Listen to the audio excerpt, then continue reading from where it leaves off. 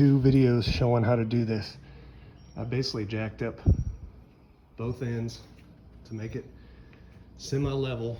Put your chalk blocks under there. Make sure you got good jack stands.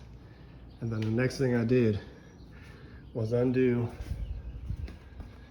the 7/16 on the fan shroud, which is right here and right here. And then this side, there's two 3/8 inch self-tapping screws. Take those out and then I'll show you what the fans look like. Okay, and once you're underneath the mower, here's your filter. I'll tell what size it is, 1 and something. Here's your disengagement for the motors right there. And here is your drain valve, drain plug that you're gonna have your oil coming out of. Once those purge nuts are loosened up, and then you fill it back up through the hydro tanks, which are up here. Caps off. There's two of them on the Cheetah, of course, because it's got everything. You can see mine is not quite black, but it's pretty dirty. Mine 98 hours.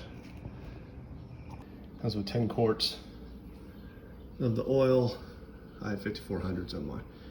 2 oil filters and the rubber gaskets. Well, the motor be the only thing bleeding, not me. Yeah, that looks clean. Guys, I successfully drained each filter. I used a 1 3/16, sorry, to get the filters off, and it worked just fine. I did set the motor engagements up to disengage them. Got both filters changed, cleaned off. Now I'm up top putting oil in, and I've got the purge valve, purge screw. It's just this little thing with the rubber on it, and it goes right down there. And the trick was to use one of those swivel sockets. You can see one bottle has already gone completely through. I'm going to put this here so I don't drop it like I usually do.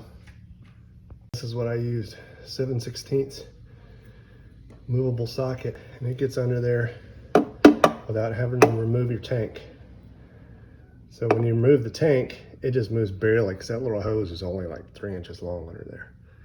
So here's a quick tip. On bottle number 5, when you're pouring it in, it's going to start coming out of your purge valve. Of course, that's what you're looking for. You gotta be ready because it comes out there kind of quick. You can see the level of mine. I might have to fill it up a little bit, but just get down there and put that screw in there and then stop all that oil from coming out. I don't know if I'm gonna have to add some or not, but there. It's not too bad, but it did get some on the exterior, but it's a lawnmower.